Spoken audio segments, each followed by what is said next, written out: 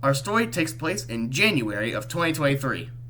Me, my mom, and my dad went to a model train show in Gwinnett, Georgia. There were different layouts there. There was HO, N, and even S scale, which prior to this, I didn't even know it existed. There were also different vendors there selling off products. So I took this opportunity to seek out one engine in particular, the General. You see, this takes place before I got my Bachmann General.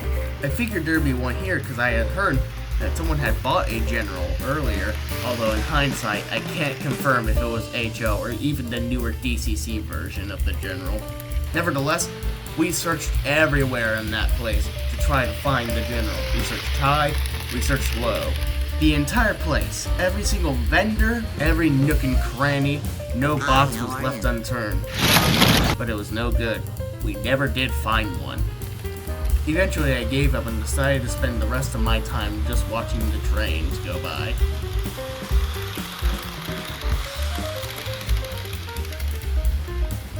That was until I heard my dad ask behind me, "Is this it?"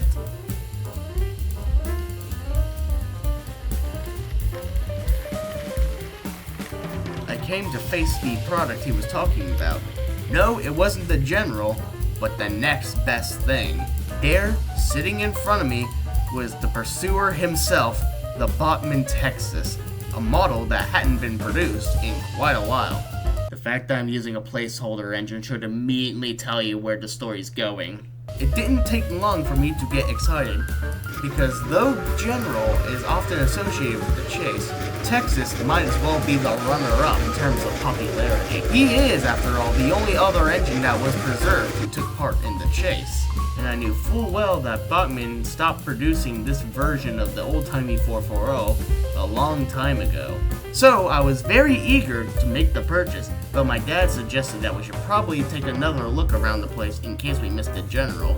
Because you see, I only had the budget to buy one or the other, if there was another General, but you get the point.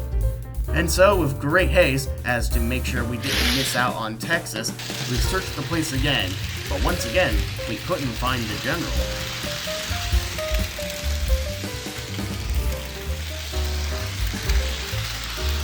So after that search, we returned to where the seller was located, and thankfully, Texas was still there. We did a little talking to make sure the price was right. I mentioned I ran a DCC layout, and the guy there offered to chip the locomotive. Now I was even more excited. Not only was I about to get my hands on Texas, but I was also about to get him DCC equipped, because usually this engine was sold DCC ready. Everything was lining up. Then Dad came up again. He said he had found a site that was waiting for the General to be in stock, which would happen in May. This was where I was given an option. Go ahead and buy Texas, or save my money and wait for the General to be in stock. And this is where this video's title comes into play. Because the decision I made was to wait and save money to get the General instead of getting the Texas that was right there. So we told the guy we'd be canceling our purchase. He understandably was annoyed at this, and we went our merry way.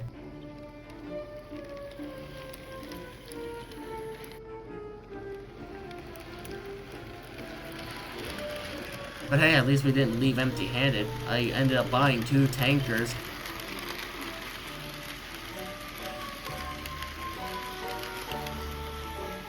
And this painting of the General. But the Texas was not among them. And in hindsight, my decision was absolutely terrible for 3 reasons. Reason number 1, my birthday happens before the Bachmann Generals were even scheduled to be in stock.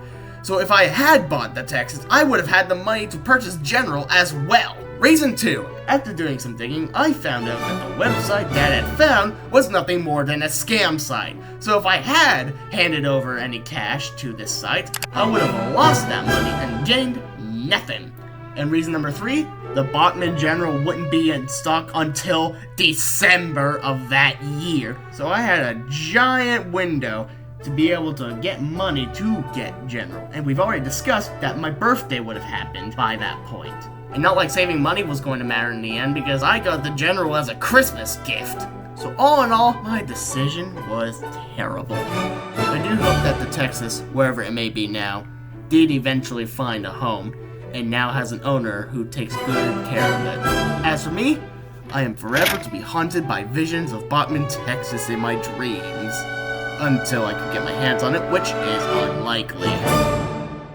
However, if there was anything good that came out of this, is that I did learn a pretty good lesson in the end.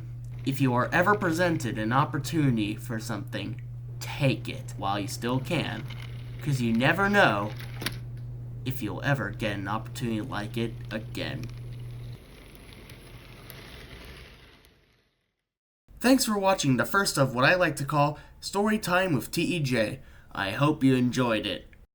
No, seriously, I really hope you liked this, because that would mean it would be worth having my E6 shed its traction tire off.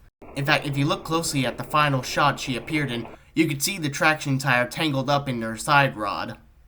This was probably because the E6 was trying to push behind the slower Mikado, and the traction tire came off. In fact, towards the end, you could even hear what sounds like the motor seizing up. Don't worry, nothing broke, but it did mean I have to give her a repair job. Thank goodness Broadway Limited packs your locomotives with the tool to remove the coupling rods and spare traction tires in case something like this happens. While I was nervous at the time, since this was my first repair job, especially on my $400 E6, I was able to complete the repair and she works perfectly fine now. Well, I managed to do it. I managed to perform my first ever repair on a locomotive. And while I was at it, I gave her some more lubrication on her axles and gears and her side rods, so now hopefully she should run better. Didn't lubricate the motor though, because I wasn't that brave enough to open her body. But yeah, as far as first repairs, I'd say that was a success. All I just gotta do now is add her brake rigging, because I forgot to do that. Oops. But besides that little scare, thank you for watching this video, and I hope you enjoyed. And let me know what you think of the concept of Story Time with TEJ. Bye bye.